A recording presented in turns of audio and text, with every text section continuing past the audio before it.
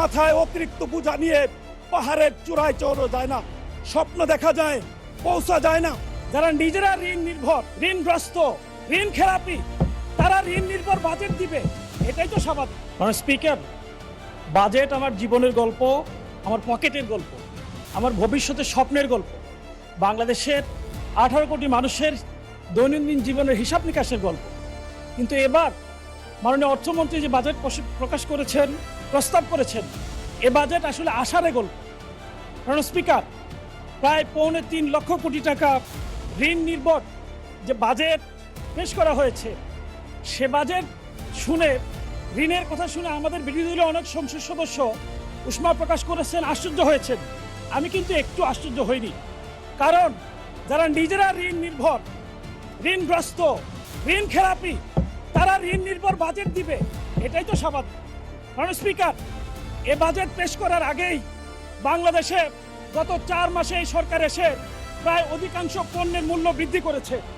এ budget পেশ করার আগেই 14টি ভোগ্য পণ্য সহ প্রায় বড় বড় যে পণ্যগুলো মানুষ নিত্যদিন ব্যবহার করে, সেগুলোর মূল্য বৃদ্ধি পেয়েছে।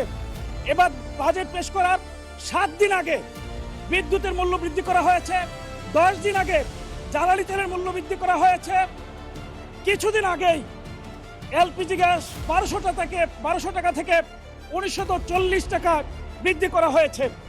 মাননীয় স্পিকার, জ্বালানি তেলের মূল্য বৃদ্ধি, গ্যাসের মূল্য বৃদ্ধি, একই সাথে নিত্য প্রয়োজনীয় মূল্য বৃদ্ধির পাশাপাশি পরিবহন ভাড়া আকস্মিকভাবে এত বেশি বৃদ্ধি পেয়েছে, এটা বাংলাদেশের ইতিহাসে সর্বকালের সকল রেকর্ডকে ছাড়িয়ে গেছে। মাননীয় স্পিকার, বাংলাদেশের মানুষ খুব আশা নিয়েছিল এই বাজেট পেশের মধ্য দিয়ে এই মূল্য বৃদ্ধিকৃত পণ্যের মূল্য হ্রাস পাবে, কিন্তু এই বাজেট বাংলাদেশের মানুষকে হতাশ করেছে। মাননীয় স্পিকার, একই সাথে এই বাজেটে বিশেষভাবে কিছু পণ্যের উপর নতুন করে করারোপ করা হয়েছে, যাতে এই পণ্যগুলোর মূল্য বৃদ্ধি পেয়েছে। এমএস রড ও এর কাঁচামালের উৎপাদনে কর এবং ভ্যাট হিসেবে 10% নতুন কর বৃদ্ধি করা হয়েছে, যাতে রডের মূল্য বৃদ্ধি পেয়েছে, ইস্পাত এবং টিনজাত পণ্যের মূল্য বৃদ্ধি পেয়েছে। সাবান এবং শ্যাম্পুর কাঁচামালের উপর ভ্যাট অব্যাহতি কমিয়ে আনার কারণে ইতিমধ্যে এই দুটি পণ্যের মূল্য ইতিমধ্যে বৃদ্ধি পেয়েছে। মাননীয় স্পিকার, বাংলাদেশ গরিবের দেশ, বাংলাদেশ সমৃদ্ধির পথে যাত্রার দেশ, কিন্তু এই বাজেটকে অনেকে বললো, আমি শুধুমাত্র এটাকে গরিব মারার বাজেট হিসেবে বলতে চাই না। এটা শুধু গরিব মারার বাজেট নয়, গরিবকে হয়রানির বাজেট।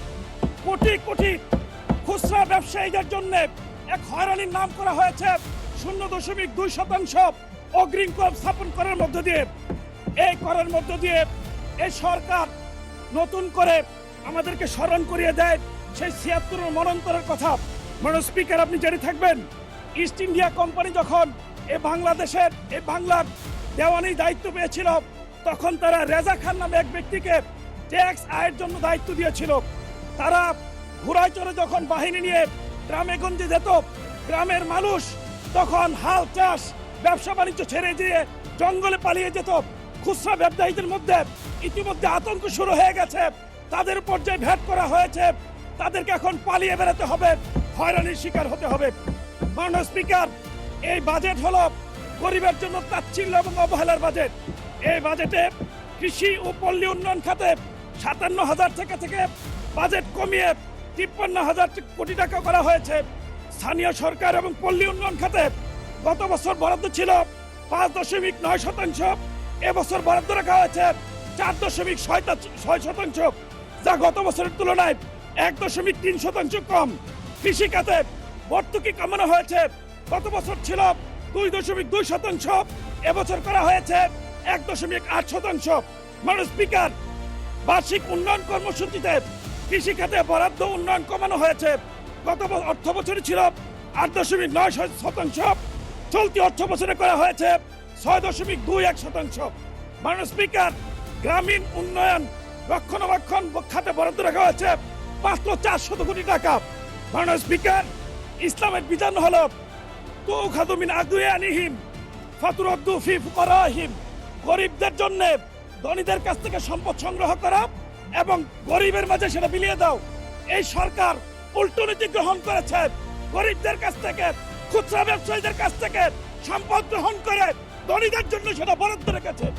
মাননীয় স্পিকার, এই সরকার অতীতের পথে হাঁটা শুরু করেছে। এই সরকার এই বাজেটে দুর্নীতিকে প্রমোট করেছে।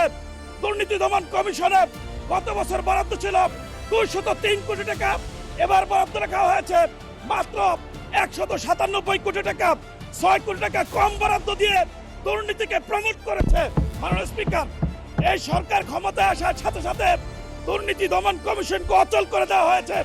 এই সরকার আসার কিছুদিনের মধ্যেই দুর্নীতি দমন কমিশনের চেয়ারম্যান সহ সকল সদস্য পদত্যাগ করেছে। এখন পর্যন্ত তারা দুর্নীতি দমন পুনর্গঠন করেনি, যার ফলশ্রুতিতে মেগা প্রকল্পের মাধ্যমে মেগা দুর্নীতি শুরু হয়েছে। মাননীয় স্পিকার, স্কুল ফিডিং প্রোগ্রাম থেকে এক সপ্তাহে ডিম, রুটি, কলা বাবদ প্রতি সপ্তাহে 17 কোটি টাকা লুটপাট করা হচ্ছে। মাননীয় স্পিকার, খাল খনন কর্মসূচিতে প্রতিদিন পত্রিকায় নতুন নতুন দুর্নীতির খবর আসছে। মাননীয় স্পিকার, দুর্নীতির নতুন রুল মডেল হয়েছে। এখন ক্যালকুলেটরে হিসাব করে 10 থেকে 15% পর্যন্ত ঘুষ নেওয়া হচ্ছে। মাননীয় স্পিকার, দুর্নীতিকে প্রমোট করার জন্য সারোয়ার আলমের মতো সৎ শিক্ষিত সদরপি এই বাংলাদেশের একজন ক্লিন ইমেজের ডিসিকে সিলেট থেকে প্রত্যাহার করা হয়েছে। মাননীয় স্পিকার, নতুন করে এনবিআর থেকে মতিউরের মতো আনোয়ার খুঁজে পাওয়া যাচ্ছে। মতিউরের ছিল 500 কোটি টাকার দুর্নীতি, আনোয়ারের দুর্নীতি পাওয়া গেছে 900 কোটি টাকা। মাননীয় স্পিকার, বাংলাদেশ রেস্টুরেন্ট ওনার্স অ্যাসোসিয়েশনের মালিক তিনি বলেছেন, যেই এনবিআর বাজেট প্রণয়নে যুক্ত থাকে, যেই এনবিআর করার করে, যে এনবিআর ভোট করে, সেই এনবিআর যে পরিমাণ দুর্নীতি করে সেটা যদি নেওয়া হয় তাহলে বাংলাদেশে বাজেটের দরকার হবে না।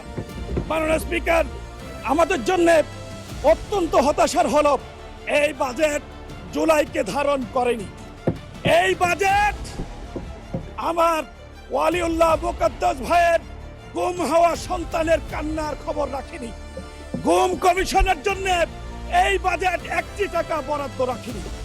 মাননীয় স্পিকার, আমি সর্বশেষ বলতে চাই, মাথায় অতিরিক্ত বোঝা নিয়ে পাহাড়ের চূড়ায় চড়া যায় না, স্বপ্ন দেখা যায়, পৌঁছা যায় না।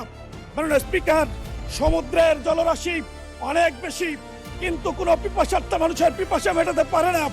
কিন্তু সামান্য কূপের পানি শত শত বছর ধরে হাজার হাজার মানুষের পিপাসা মেটাতে পারে। সুতরাং বাজেট বড় হলেই চলবে না, ঋণ নিয়ে কোটি টাকা বরাদ্দ রাখার মধ্যে বাজেট নয়। দুর্নীতি কমিয়ে সুশাসন নিশ্চিত করে ন্যায় ভিত্তিক, ইনসাফ ভিত্তিক, জাকাত ভিত্তিক ইসলামের আদলে যদি খরচ করা যায়, কম বাজেটেই বাংলাদেশকে কাঙ্ক্ষিত গন্তব্যে পৌঁছে দেওয়া সম্ভব।